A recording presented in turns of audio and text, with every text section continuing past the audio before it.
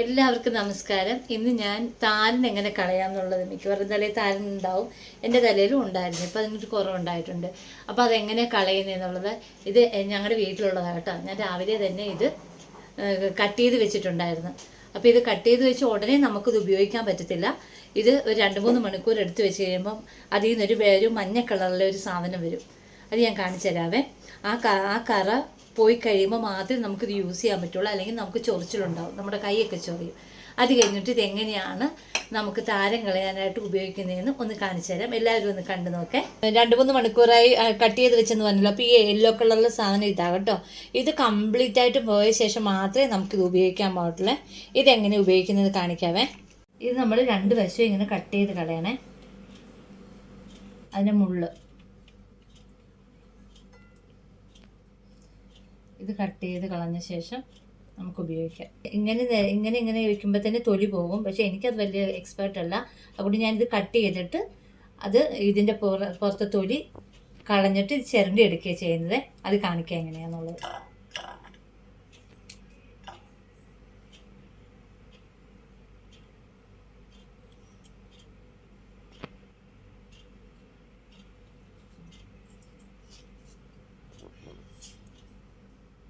തൊലി ഇതുപോലെ ചെത്തി കളഞ്ഞിട്ടുണ്ട്. നമ്മളിത് സ്പൂണ് വെച്ച് കണ്ടോ, ഇതേപോലെ നമ്മൾ ചിരണ്ടി എടുക്കണം.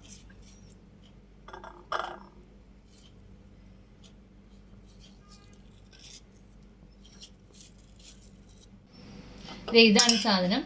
ഇത് നമുക്ക് മിക്സിയുടെ ചെറിയ ജാറിലോട്ടിട്ട് ഒന്ന് അടിച്ചെടുക്കാവേ.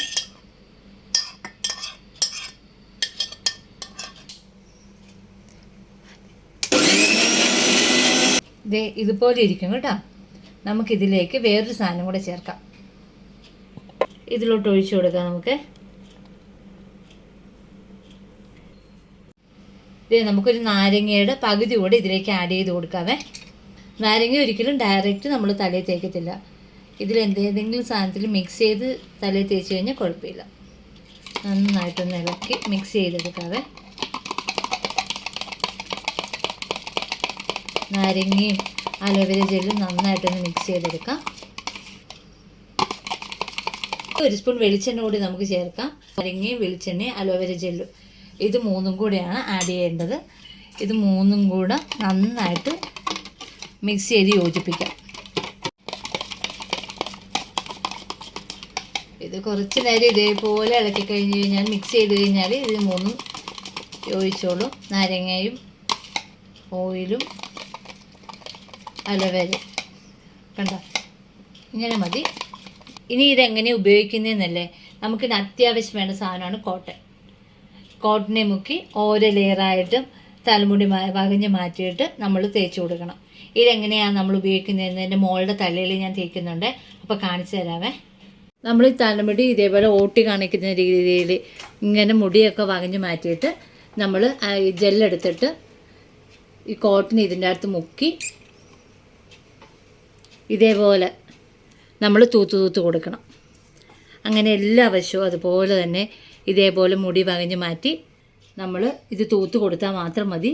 എന്നിട്ടൊരു 10 മിനിറ്റ് നമ്മൾ മുടി കെട്ടി വെച്ചതിന് ശേഷം നമ്മൾ നന്നായിട്ട് മസാജ് ചെയ്തിട്ട് ഷാമ്പൂ ബാത്ത് ചെയ്താൽ മാത്രം മതി. ഷാമ്പൂ വെച്ചൊന്ന് കഴുകി കളഞ്ഞാൽ മാത്രം മതി.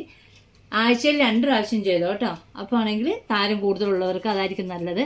എളുപ്പം മാറിക്കോളും. ഇതൊക്കെ തേച്ചിട്ട് കുളിച്ച് മുടിയൊക്കെ ഉണങ്ങിയപ്പോൾ ഇങ്ങനെയാണ് ഇരിക്കുന്നത് കേട്ടോ. ചെറിയ ചെറിയ പൊടികളായിട്ടായിരുന്നു താരനുണ്ടായിരുന്നത്. അത് ക്ലിയറായി നല്ല നീറ്റായിട്ടിരിപ്പുണ്ടേ. എല്ലാവരും ഒന്ന് ഇതുപോലെ ഒന്ന് ട്രൈ ചെയ്ത് നോക്കിക്കോ.